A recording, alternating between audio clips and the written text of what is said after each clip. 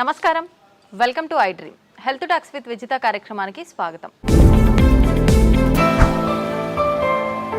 ప్రస్తుతం మనతో పాటు ఉన్నారు general consultant doctor V Aditya Ranganath గారు. ఇప్పుడు వారితో మాట్లాడేద్దాం. నమస్తే అండి. నమస్తే అండి. ఎలా ఉన్నారు? బాగున్నాను మ్యామ్, థ్యాంక్ యూ. అయితే షుగర్ చాలా పెద్ద సమస్యగా మారిపోతుంది. చిన్నపిల్లల నుంచి పెద్దవాళ్ళ వరకు చాలా మందిలో చూస్తున్నాం. ఆహార రీత్యా కొంతమందికి వస్తే, జెనెటిక్స్ పరంగా కొంతమందికి, ఏదేమైతేనేంటి అందరిలో ఈ సమస్య అయితే ఎక్కువగా. ఇంట్లో నలుగురు ఉంటే ఇద్దరికి ఈ సమస్య చూస్తూనే ఉన్నాం. ఒకవేళ షుగర్ని రివర్స్ చేయాలి అంటే గనక అవకాశం ఉందంటారా? ఉంటే గనక ఆ టిప్స్ ఏంటో తెలియజేయండి. సో ఇప్పుడు డయాబెటీస్ వచ్చింది, లేకపోతే బీపీ వచ్చింది, థైరాయిడ్ వచ్చింది, లేకపోతే వాట్ ఎవర్, ఇదివరకు మనం విన్నది ఏంటి అని అంటే ఒక్కసారి వస్తే లైఫ్ లాంగ్ అది తగ్గడానికి ఆస్కారం లేదు. సో మనం ఏం చేయొచ్చు, కంట్రోల్లో పెట్టుకోవాలి. సో డ్రగ్స్, అదే మన మెడిసిన్ తీసుకుంటాము రెగ్యులర్గా, ఆపకుండా తీసుకుంటే కంట్రోల్లో ఉంటుంది కాబట్టి భయపడాల్సిన అవసరం లేదని చెప్తారు. అయిపోయింది, అది అక్కడతో అయిపోయింది. బట్ ఇప్పుడు రీసెంట్ అంటే చాలా ఇయర్స్ నుంచి మనకి తెలిసిందే ఏంటి అని అంటే వీటన్నిటిని కూడా మనం రివర్స్ బ్యాక్ చేసుకోవచ్చు. కాకపోతే ఆ పద్ధతి తెలియక, చాలా మంది అవేర్నెస్ లేక ఇంకా అదే భయంతో ఇప్పటికీ ఉన్నారు. అంటే ఒక్కసారి వస్తే తగ్గదు, మనం ఖచ్చితంగా టాబ్లెట్స్ మీద బ్రతకాలి లైఫ్ లాంగ్. సగం ఆ థాటే ఇంకా అనారోగ్యం తీసుకొస్తుంది అనమాట. సో అసలైన నిజం ఏంటి అని అంటే డయాబెటీస్ని కూడా మనం రివర్స్ చేసుకోవచ్చు ఖచ్చితంగా. అంటే నేను చెప్తుంది రివర్స్ అంటే పూర్తిగా డయాబెటీస్ అసలు లేకుండానే మనం ఫర్దర్గా మనం జీవించవచ్చు, మన లైఫ్ లీడ్ చేయొచ్చు. అవకాశం ఖచ్చితంగా ఉంది. అంటే ఆరోగ్య సూత్రాలు పాటించడం వల్లనే. ఏంటండి మరి అవి? సో మెయిన్గా ఇప్పుడు డయాబెటీస్ రావడానికి కారణం ఒకటి ఇన్సులిన్ రెసిస్టెన్స్. సరే, ఇన్సులిన్ రెసిస్టెన్స్ అంటే ఏం లేదండి, ఇప్పుడు మనం ఎక్కువసార్లు తీసుకుంటాం, డే మొత్తంలో ఎక్కువసార్లు తినడం, లేదా ఏదైనా మధ్యలో గ్యాప్స్లో మళ్ళీ ఇప్పుడు లంచ్, డిన్నర్, పొద్దున్న బ్రేక్ఫాస్ట్కి మధ్యలో మళ్ళీ ఏదైనా టీ, ఏదో కాఫీ అలవాటు ఉంటుంది, లేదంటే ఇంకేదైనా స్నాక్స్ తింటాం. ఇలాంటి అలవాటు ఎక్కువ అయిపోయి ఏంటి అని అంటే మనం ఏది తిన్నా ఏది తాగినా, అంటే వాటర్ తప్పిస్తే మిగిలిన ఏం తీసుకున్నా మన బాడీలో ఇన్సులిన్ ప్రొడక్షన్ జరుగుతుంది. సో టైప్ 2 డయాబెటీస్ అంటాం ఏంటి, ఇన్సులిన్ ప్రొడక్షన్ ఉంటుంది మన బాడీలో, జనరేట్ అవుతుంది, కానీ ఆ కణాలు సరిగ్గా ఇన్సులిన్ని యూజ్ చేసుకోలేకపోతున్నాయి. దాన్ని టైప్ 2 డయాబెటీస్ కింద పరిగణిస్తున్నారు. ఒకవేళ ఇన్సులిన్ ప్రొడక్షనే లేదు బాడీలో, మన ప్యాంక్రియాస్ సరిగ్గా పనిచేయట్లేదు, అందులో ఐలెట్స్ ఆఫ్ లాంగర్హాన్స్ అని ఒక కణాలు ఉంటాయి, దాని నుంచే మనకి ఇన్సులిన్ వస్తుంది. సో ఇన్సులిన్ సరిగ్గా ప్రొడక్షన్ లేదు అని అంటే అది టైప్ 1 కింద మనం పరిగణిస్తున్నాం. చిన్నపిల్లల్లో కూడా టైప్ 1 అది చూడొచ్చు. సో ఇప్పుడు ఇన్సులిన్ ప్రొడక్షన్ జరిగి మనం తిన్న ప్రతిసారి మన గ్లూకోజ్ లెవెల్స్ ఏదైతే ఉందో అది మేనేజ్ చేయడానికి ఇన్సులిన్ ప్రొడక్షన్ జరిగి, అంటే స్పైక్ అయ్యి అది కంట్రోల్ తీసుకొచ్చి మళ్ళీ అది ఇన్సులిన్ తగ్గి ఆ స్పైక్ తగ్గి మళ్ళీ మనం తింటున్నాం, మళ్ళీ పెరుగుతుంది కదా. ఇలా అస్తమాను పెరిగి తగ్గడం వల్ల మన బాడీ అలవాటు పడిపోతుంది ఆ ఇన్సులిన్, సెట్ అయిన ఇన్సులిన్ లెవెల్కి. సో ఇన్సులిన్ రెసిస్టెన్స్ వచ్చేస్తే ఏమవుద్ది, ఇదే గ్లూకోజ్ని, అంటే రోజువారీ తినే సేమ్ అదే మోతాదు ఒక గ్లూకోజ్ని మనకి ఇప్పుడు మెటబలైజ్ చేయాలి అని అంటే ఇన్సులిన్ ఈ మోతాదుకి మించి ఇంకా ఎక్స్ట్రా ప్రొడక్షన్ జరగాల్సి వస్తుంటుంది అనమాట. అంటే ఈ లెవెల్కి అది కంట్రోల్కి రావట్లేదు, దాన్నే ఇన్సులిన్ రెసిస్టెన్స్ అంటున్నాం. సో మనం చేయాల్సిన పని ఏంటి అంటే ఇన్సులిన్ రెసిస్టెంట్ తగ్గించి ఇన్సులిన్ సెన్సిటివిటీ మనం పెంచుకోవాలి ఒకటి. తర్వాత ఆహారంలో చిన్న మార్పులే, అంటే ఇప్పుడు డయాబెటీస్ మనం ఇది చేయాలి అని అంటే సరే ఏముంది రైస్ మానేయండి అని చెప్తారు, అంతే కదా, మాకు చాలా ఇబ్బంది, మేము చేయలేము అని అంటారు. అలా ఏం కాదు, కొన్ని పద్ధతులు ఉన్నాయి, నేను చెప్తాను ఇప్పుడు ఖచ్చితంగా. అది పాటిస్తే ఏకంగా డయాబెటీస్ చక్కగా కంట్రోలే కాకుండా రాబోయే రోజులు, అంటే మీకు ఫస్ట్ 3 months 4 months కంట్రోల్ తెచ్చుకుంటారు. ఆ పైనుంచి మనకి టార్గెట్ ఏంటి అని అంటే మనం వాడుతున్న మెడిసిన్ నెమ్మదిగా డోస్ తగ్గించుకోగలగాలి. అంటే తగ్గించగలగాలి అంటే ఆటోమేటిక్గా మనకి లెవెల్స్ తగ్గితే యాజ్ ఏ మీ డాక్టర్ కానీ మేము కానీ తగ్గించగలుగుతాం కదా.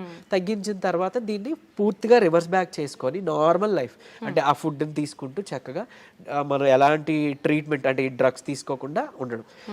మళ్ళీ అది తగ్గిపోయిన తర్వాత మళ్ళీ పంచదార తినేస్తాం, మైదా పిండి తినేస్తాం, గోధుమ పిండి తినేస్తాం, లేకపోతే ప్రాసెస్డ్ ఫుడ్ తినేస్తాం. అంటే అసలు అదే మెయిన్ ప్రాబ్లం. అంటే high saturated fats, high carbohydrates ఉండడం వల్లనే మనకు వస్తుంది.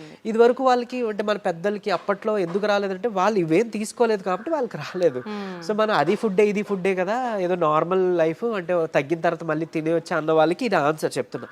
సో అది కాదు, నార్మల్గా మీరు రైస్ తీసుకోవచ్చు, రైస్ పూర్తిగా మానే అవసరం లేదు, కాకపోతే రైస్తో పాటు కొన్ని తీసుకోవాల్సి ఉన్నాయి. సో చూడండి, సింపుల్ టెక్నిక్, హై కార్బోహైడ్రేట్స్ తీసుకోకూడదు, హై కాంప్లెక్స్ కార్బోహైడ్రేట్స్ తీసుకోకూడదు, తర్వాత హై సాచురేటెడ్ ఫ్యాట్స్ తీసుకోకూడదు. సో ఇవి తప్పిస్తే మరి మిగిలిన ఆప్షన్ ఏంటి?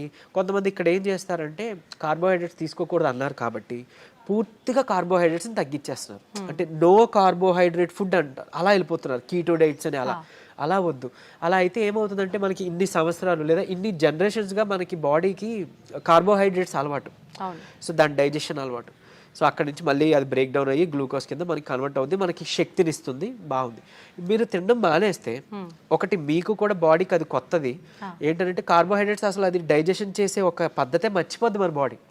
సో రేపు పొద్దున్న నార్మల్ సింపుల్గా కార్బోహైడ్రేట్స్ తీసుకున్నా దానికి చాలా కష్టపడాల్సి వస్తుంది. అండ్ ఈవెన్ ఒకవేళ జెనెటికల్గా నెక్స్ట్ జనరేషన్స్ పాస్ ఆన్ అయింది అనుకోండి, అది ఇంకా ఇబ్బందిగా. అంటే నార్మల్ అన్నమే మనం అరాయించుకోలేకపోవచ్చు, లేకపోతే నార్మల్ సమోసానే ఎంజాయ్ చేయలేకపోవచ్చు మనం. సో అట్లా సో సరే ఓకే, హై కార్బ్స్ అంటే తెలుసు, ఈ రైస్ నార్మల్గా అవి తీసుకునేవి. ఈ రైసు తర్వాత ఈ మైదా గోధుమ పిండి ఇవన్నీ తినమని చెప్తుంటారు, అంటే రైస్ని తగ్గించి మైదా గోధుమ పిండి తినమని అంటారు కదా. సో అది కూడా రిఫైన్డ్ తీసుకుంటే, పంచదార లేకపోతే గోధుమ పిండి ఇవన్నీ రిఫైన్డ్ ఫ్లోర్ బయట కొని తెచ్చుకుంటే అది కూడా మళ్ళీ మనకు ప్రాబ్లమే. సో మనం మిల్లులో వెళ్ళి ఆడించుకుందాం, అంటే డైరెక్ట్గా వెళ్ళి మనం గోధుమలు అలాగా గోధుమలు, దానికి జొన్నలు యాడ్ చేయొచ్చు, రాగులు యాడ్ చేయొచ్చు, సోళ్ళు అంటాం కదా, సో అలా రాగి మాల్ట్లో తీసుకునే రాగులు అవన్నీ యాడ్ చేసి దాంతో మనం రొట్టిలానో లేకపోతే మిల్లెట్స్ ఏమైనా దానికి యాడ్ చేసి, కినోవా అని ఇప్పుడు వస్తుంది, సరే అంత అఫోర్డ్ చేయలేదు అన్న వాళ్ళకి పోనీ మనకి ఏమంటారు సామెలు, అరికిలు, గంటలు అలాంటివన్నీ తక్కువ రేట్కే వస్తుంటాయి కదా, అలాంటివి ఇంక్లూడ్ చేసుకోవచ్చు. పూర్తిగా రైస్ మానేమని నేను చెప్పట్లేదు, రైస్తో పాటు ఇది తీసుకోండి. సరే ఇదంతా కాదులేండి, ఓన్లీ రైస్ నాకు కర్రీ మాత్రమే అలవాటు ఉంది, ఇప్పుడు ఇంకేదైనా సింపుల్గా చెప్పండి అని అంటే ఉంది ఒక పద్ధతి. మనకి ఇప్పుడు ఇన్సులిన్ రెసిస్టెన్స్ అని మాట్లాడుకున్నామే, HbA1c మీ అందరికీ తెలుసు. 3 నెలల యావరేజ్ తీస్తే మనకి ఎంత ఉంది అనే దాని మీద మన డయాబెటీస్ ఉందా లేదా, కంట్రోల్లో ఉందా లేదా అని తెలుస్తుంది. సో దాన్ని మనం కంట్రోల్ పెట్టడానికే కదా ఇప్పుడు అన్నీ చెప్తున్నాం. మన ఇన్సులిన్ వాడాలన్నా లేకపోతే ఈ మెట్ఫార్మిన్, మన డయాబెటీస్ డ్రగ్స్ వాడాలంటే కూడా మనకు అలానే దేవుడు కూడా ఇచ్చిన ఆహారంలో ఈ పని చేసే ఉన్నాయి. ఏంటి అని అంటే ఒకటి కీరా దోసకాయలు, తర్వాత పంకిన్ సీడ్స్ గుమ్మడి గింజలు, తర్వాత పాలకూర. వీటిలో ఏంటంటే పాలకూరలో తర్వాత పంకిన్ సీడ్స్లో వైటమిన్ ఈ ఉంటుంది, అది మీ HbA1cని చక్కగా కంట్రోల్ తీసుకొస్తుంది. అండ్ ఇప్పుడు చెప్పిన ఆహార పదార్థాల్లో మీకు ఇన్సులిన్ రెసిస్టెన్స్ని తగ్గించి సెన్సిటివిటీని పెంచే ఉండే. సో ఇప్పుడు సరే కొంత లిస్ట్ చెప్తాను చూడండి. మష్రూమ్స్ బాగా అదే మన ఉడకబెట్టిన గుడ్లు ఫుల్గా విత్ సొనతో పాటు తీసుకోవాలి, అది కొలెస్ట్రాల్ కాదు, మంచి కొలెస్ట్రాల్ తీసుకోండి. సో తర్వాత నెయ్యి, తర్వాత మన కీరా దోసకాయలు, తర్వాత ఓట్స్, గ్రీన్ పీస్ అదే మన పచ్చి బఠానీలు, తర్వాత రాజ్మా, కిడ్నీ బీన్స్ అంటాం రాజ్మా, అలానే మిగిలిన బీన్స్ కూడా చక్కగా మిగిలిన రకాల బీన్స్, చిక్కుళ్ళు బీన్స్ ఇట్లాంటివన్నీ తీసుకుంటే కనుక ఇవన్నీ కూడా మీ ఇన్సులిన్ రెసిస్టెన్స్ని తగ్గించినవే. సో మీ ఇష్టం, గుడ్లు ఇప్పుడు ఆమ్లెట్ రూపంలో తీసుకోండి, నిద్రకి పనికి వస్తుంది ఆమ్లెట్, ప్లస్ దీనికి కూడా హెల్ప్ అవుతుంది. సో ఈ ఫుడ్ని మీరు కంపల్సరీగా క్యాబేజీ, కాలీఫ్లవర్, సో బ్రాకోలీ కానీ ఇలాంటి ఇవన్నీ కూడా మీ ఫుడ్ డైలీ ఫుడ్లో ఏదో ఒక రూపంలో ఇంక్లూడ్ చేసుకోండి. ఏదో ఒక్క పదార్థమైనా అట్లీస్ట్ కర్రీ, మనం అది వదిలేసి మిగిలినవేవో తీసుకున్నామంటే మళ్ళీ కంట్రోల్కి రాదు. మీ అందరికీ తెలిసిందే, చాలామంది ఎక్కువ పాలకూర కూడా తినరు. సో అట్లా, లేదంటే మునగాకు ఉంది, సో మునగాకును కూడా మీరు పౌడర్ రూపంలో చేసుకోవచ్చు, ఎండబెట్టేసి చక్కగా పౌడర్ చేసుకొని ఒక చెంచా యాడ్ చేసుకోండి ఒక ముద్దకి, అన్నంతో పాటు రైస్తో తీసుకోవచ్చు, మామూలుగా హాట్ వాటర్లో కూడా తీసుకోవచ్చు, హాట్ వాటర్లో తీసుకోవచ్చు, మజ్జిగలో కలిపి తీసుకోవచ్చు. ఇది ఒక మనిషికి డైలీ లిమిట్ ఒక చెంచా. సో అట్లా అని ఇప్పుడు ఏం చేస్తారంటే కొంతమంది ఏదైనా రసం, చారు దాంట్లో కలిపేస్తారు, బట్ అది కలిపేస్తే అంటే ఇంట్లో 3 members 4 members ఉంటే అందులో ఎవరికి ఎంత వెళ్ళేది తెలియదు కదా. సో డైరెక్ట్గా మీరు కలుపుకోవడం బెటర్, ఏదర్ వాటర్లోనో మజ్జిగలోనో లేదా మీ అన్నం గిన్నెలోనో. ఇంకోటి అన్నము, ఇప్పుడు అలానే అదే అన్నము కూర తినే ముందుగా 1 కప్పు కీరా దోసకాయ తీసుకోండి, లేదా బీన్స్, మొలకలు తీసుకోండి చక్కగా, ఇవన్నీ మీకు హెల్ప్ అవుతుంది. లేదంటే మన దాలింబ గింజలు 1 కప్ పెట్టుకోవచ్చు, పెట్టి ముందు అది తిని తర్వాత అన్నము కూర మనం తీసుకుందాం. అలానే అన్నం తినే ముందు, టిఫిన్ తినే ముందు, నైట్ డిన్నర్ చేసే ముందు ఏం చేయొచ్చు అనంటే కొంచెం పెప్పర్ అంటే మన మిరియాల పొడి 1 చిటికెడు తీసుకొని నిమ్మరసం యాడ్ చేసి కొంచెం గోరువెచ్చని నీటిలో ఒక కప్పు లేదా 1 గ్లాసు గోరువెచ్చని నీటిలో కలిపి తాగేసేయండి. ఎందుకు అనంటే ఇప్పుడు ఈ పెప్పర్లో ఉండే పైపరిన్ అనేది మన ఏమంటారు యాక్టివ్ ఇంగ్రీడియంట్, మెడిసినల్ వాల్యూ ఉండే ఇంగ్రీడియంట్. ఇది మన లివర్లో, ప్యాంక్రియాస్లో, అదే ఎక్కడి నుంచి అయితే ఇన్సులిన్ వస్తుందో అందులో అక్కడ డైజెషన్ ఎంజైమ్స్ని వాటిని కూడా మంచిగా ఇది ఏమంటారు మెటబాలైజ్ చేస్తుంది. కరెక్ట్గా మెటబాలిజం బాగా జరిగి ఎంజైమ్స్ అన్ని మంచిగా ఫంక్షన్ అయ్యేలా చేస్తుంది. సో తర్వాత ఇంకొకటి మోర్ ఓవర్ ఈ ఏవైతే కాంప్లెక్స్ కార్బోహైడ్రేట్స్, మన హై కార్బ్స్ అన్నాం కదా, దాన్ని బాగా కరెక్ట్గా డైజెషన్ జరిగేలాగా మెటబాలైజ్ అయ్యేలాగా ఇది హెల్ప్ చేస్తుంది. అండ్ ఈవెన్ మన పోషకాలు ఏవైతే ఉన్నాయో ఆకుకూరలోనో లేకపోతే మనం తీసుకునే ఫుడ్లోనో అవి మనం వంట పట్టడం అంటాం కదా, మన అబ్జార్ప్షన్, అవి అబ్జార్బ్ చేయడానికి ఈ పైపర్ ఈ పెప్పర్ మన మిరియాలు పొడి చాలా బాగా హెల్ప్ చేస్తుంది. సో ఈ రూపంలో తీసుకున్నారనుకోండి, మీరు తిన్న తర్వాత పెరిగే షుగర్ లెవెల్స్ కంట్రోల్కి వస్తాయి. అండ్ ఈవెన్ మనకి లోపల ఫంక్షనింగ్ బాగా మెరుగుపడుతుంది. ఇకపోతే డయాబెటీస్ రివర్సల్ గురించి వద్దాం. సో నేను ఇప్పుడు చెప్పింది 3 to 4 months చేస్తే ఖచ్చితంగా మీ షుగర్ లెవెల్స్లో చాలా వరకు మీకు తగ్గడం మీరే గమనించుకుంటారు. మీరు ఇంత అద్భుతంగా పనిచేస్తుందా అని అంటారు. ఎందుకనంటే చాలా మందికి ఒకటి ఉండిపోయింది సైకలాజికల్గా, అంటే drugs, like what ever medicine మాత్రమే మెడిసిన్, ఫుడ్ అంటే జస్ట్ ఆహారం మాత్రమే. అసలు కాదు. మీకు గుర్తుంటుంటే ఎప్పుడైనా మీ నాన్నమ్మలు అమ్మమ్మలు మీకు ఎప్పుడైనా పొట్టనొప్పి వచ్చింది అని అంటే ఏదైనా వాము కొంచెం సాల్ట్ కలిపిస్తే వెంటనే తగ్గడం మనం గమనించి ఉంటాం. లేదంటే మెంతులు మింగేసి తాగేయండి వాటర్ అంటే, అవన్నీ ఎందుకు పనిచేస్తున్నాయి? ఇప్పుడు యాంటాసిడ్స్ ఏవో వెళ్ళి పరగడుపుల మాత్రలు మనం పైకి వెళ్ళి తెచ్చుకొని వేసుకుంటున్నాం. అవేం అవసరం లేకుండా వాళ్ళు బతికారు కదా. ఎలా బతికారు? ఇలానే. ఇవన్నీ ఫుడ్డే మెడిసిన్. మనకు ఒక మెడికల్ షాప్ ఉంది. ఎగ్జాక్ట్లీ. మనకి ఏదైనా అనారోగ్యం వస్తుంటే మెడికల్ షాప్ కి మనం బయటకు వెళ్ళవద్దు, మన కిచెన్ లోకి వెళ్ళాలన్నమాట. యాక్చువల్గా పోపుల డబ్బాలే మనకి డ్రగ్ ఇది అన్నట్లు, స్టోర్ అన్నట్టు. సో ఖచ్చితంగా ఇది వర్క్ అవుతుంది. అండ్ మోర్ ఓవర్ అంటే ఇప్పుడు మన బెర్రీస్ నుంచి ప్లాంట్స్ నుంచి ఎక్స్ట్రాక్ట్ చేసిన బెర్బరిన్ అనేది ఒక సప్లిమెంట్ ఉంటుంది ఆబ్వియస్లీ. సరే, అది అందరూ వాడాల్సిన అవసరం లేదు, కానీ ఒక బూస్టప్ కింద పనికి వస్తుంది. అంటే ఎలా అయితే మనకి డయాబెటీస్ని మనకి తగ్గించడానికి మెట్ఫార్మిన్ అనే ఒక మెడిసిన్ తీసుకుంటున్నాము, సేమ్ ఇది కూడా అదే పని చేస్తుంది. కానీ బట్ మెట్ఫార్మిన్తో వచ్చే వైటమిన్ B12 డెఫిషియన్సీ ఇందులో లేదు, ఈ బెర్బరిన్లో లేదు. సరే, ఓకే, అవైలబుల్ ఉన్న వాళ్ళు వాడుకుంటారు, అందరూ ఇది వాడాలని రూల్ లేదు. కానీ బట్ ఈ సింపుల్ టిప్స్ పాటించండి, ఇది ఒకటి. తర్వాత ఖచ్చితంగా ఒక 5 minutes వాకింగ్ ఉంటే చాలు. 5 minutes వాకింగ్ అంటే తిన్న తర్వాత ఒక 10 నిమిషాలలో 5 minutes వాకింగ్ చేస్తే చాలు. మీ ఆఫీస్ ఏరియా, మీ బెడ్రూమ్, మీ హాల్, ఎక్కడైనా ఆయాసం రావాలి, చెమటలు పట్టాలి, ఇట్లానే వాకింగ్ చేస్తేనే మనకి వర్కౌట్ అయినట్టు అని అస్సలు కాదు. బాడీ మూమెంట్ ఉండాలి. సో అది చేసుకుంటే చాలు, డయాబెటీస్ మనకి తగ్గుతుంది. రివర్స్కి చెప్పుకున్న ఇందాక ఇంగ్రీడియంట్స్ ఉన్నాయి కదా, పంకిన్ సీడ్స్ అవ్వచ్చు, మన HbA1c కంట్రోల్ చేసి ఇన్సులిన్ సెన్సిటివిటీ పెంచేవి, ఇవి మీరు చేసుకుంటే 3 to 4 months ఖచ్చితంగా రివర్స్ అయిపోతుంది. ఇప్పుడు చాలా మంది మనం చూస్తూ ఉంటామండి, జామకాయ ఆకులు, లేత చిగుర్లు అని చెప్పి, లేదు అంటే తిప్పతీగ అని చెప్పి, ఇలాంటి కొన్ని ఆకులతో వేణిల్లో వేసి మరిగించిన వాటర్ తాగుతుంటారు షుగర్ ఉన్న వాళ్ళు. ఇది వర్క్ అవుతుంది అంటారా? యాక్చువల్గా ఇప్పుడు జామాకులు ఉన్నాయి కదా, లేత తీసుకొని ఒక 4 ఆకులు మనం వేడి నీటిలో వేసి మరిగించి కషాయంలా తీసుకొని ఉదయం సాయంత్రం లేదా ఒక పూట అట్లీస్ట్ పరగడుపునైనా కానీ తాగితే కనుక అమోఘంగా ఆ రోజే పెరిగిన షుగర్ లెవెల్స్ తగ్గిపోయాయి.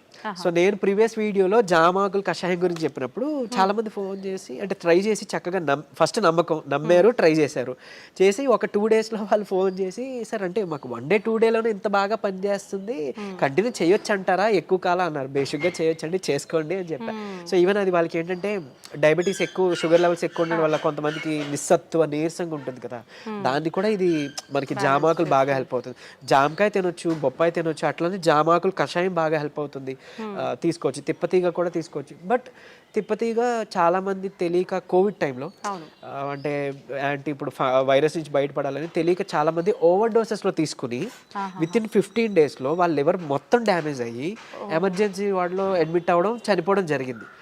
కానీ నేను ఇక్కడ చెప్పే ఒక ముక్క, తిప్పతీగ ప్రాబ్లం కాదు, ఓవర్ డోస్ ప్రాబ్లం. కాబట్టి తిప్పతీగని మనం ఇప్పుడు ఒకవేళ ఒక లైక్ 1 inch తీసుకున్నాం అనుకోండి, ఆ రూట్ ఏదైతే ఉందో దాన్ని బాగా బాయిల్ చేసి మనం దాన్ని తాగొచ్చు. దాంట్లో కొంచెం ఉసిరి పొడి యాడ్ చేయొచ్చు, లేదంటే మునగాకు యాడ్ చేసుకోవచ్చు 1/2 spoon అట్లా. ఇలాగా మనం తీసుకున్నాం అనుకోండి, మనకి మంచిగా బెనిఫిటే. ఇప్పుడు అలాగని ఏంటి, ఫ్లాక్స్ సీడ్స్ ఉన్నాయి, అవిసె గింజలు ఉన్నాయి. అవిసె గింజలు మనకి కొలెస్ట్రాల్ తగ్గిస్తుంటుంది, డయాబెటీస్ని రివర్స్ చేస్తుంది బాగా. అంటే ఒక 2 చెంచాలు మనం పౌడర్లా కానీ తయారు చేసుకొని మనం ఫ్లాక్స్ సీడ్స్ తీసుకుంటే, ఇదే ఫ్లాక్స్ సీడ్స్ గురించి ఒక పేపర్లో ఒక ఆర్టికల్ వచ్చింది. ఏంటి, ఫ్లాక్స్ సీడ్స్ తీసుకోకూడదు, లివర్కి మంచిది కాదు, లేకపోతే ఇంకోటి ఏదో అని. కరెక్టే, ఏదైనా అతిగా తీసుకుంటే మనకి ఫుడ్ అయినా ఆబ్వియస్లీ కదా. సో అంతే, అది పట్టుకొని ఉండొద్దు. అరే ఇప్పుడు తిప్పతీగ ఏదో ప్రాబ్లం, సరే తిప్పతీగ పక్కన పెడితే అట్లీస్ట్ ఫ్లాక్స్ సీడ్స్, ఉసిరికాయ ఫ్లాక్స్ సీడ్స్, లేకపోతే మన పెప్పర్, సో ఇట్లాంటివి ఉన్నాయి కదా, వీటి వల్ల ఏం చేయటం జరగదు, డ్యామ్ షూర్ మంచిదే. సో లిమిట్లో తీసుకోండి.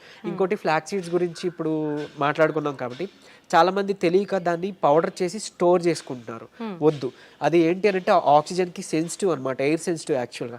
దీన్ని మనం ఎంత ఎయిర్ టైట్ దీంట్లో స్టోర్ చేసుకున్నా, ఎంత అమోఘంగా పనిచేస్తుందో ఇది అంత చేడ్ చేస్తుంది స్టోర్ చేస్తే, ఆక్సిడైజ్డ్ అయిపోయితే. మనం ఎంత ఇది చేసినా అది అయిపోతుంది. సో ఫ్రెష్గా తయారు చేసుకోండి. ఒక 2 చెంచాలు చిన్న మిక్సీ గిన్నెలో మాత్రం అవుతుంది, పెద్ద మిక్సీ గిన్నెలో అవ్వదు. సో చేసుకొని మీరు బటర్ మిల్క్లో మిక్స్ చేసుకోవచ్చు. కొలెస్ట్రాల్ తగ్గుతుంది, డయాబెటీస్ రివర్సల్కి హెల్ప్ అవుతుంది.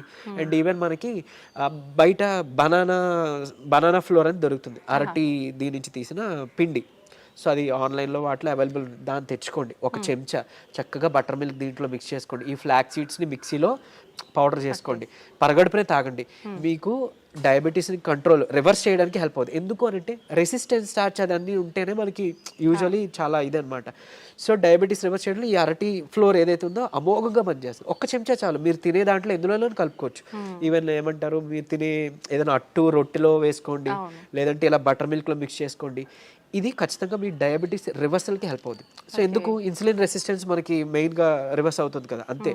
ఇదే సీక్రెట్ ఫార్ములా, ఇది నమ్మి చేయండి. నిజంగా చెప్తున్నా, మీరు ఇయర్స్ డ్రగ్స్ అది వాడాల్సిన అవసరం లేదు. అండ్ ప్రీవియస్గా ఒక వీడియోలో నేను చెప్పాను, లైక్ పరగడుపున ఒక చెంచా కలబంద గుజ్జు తీసుకోండి అని.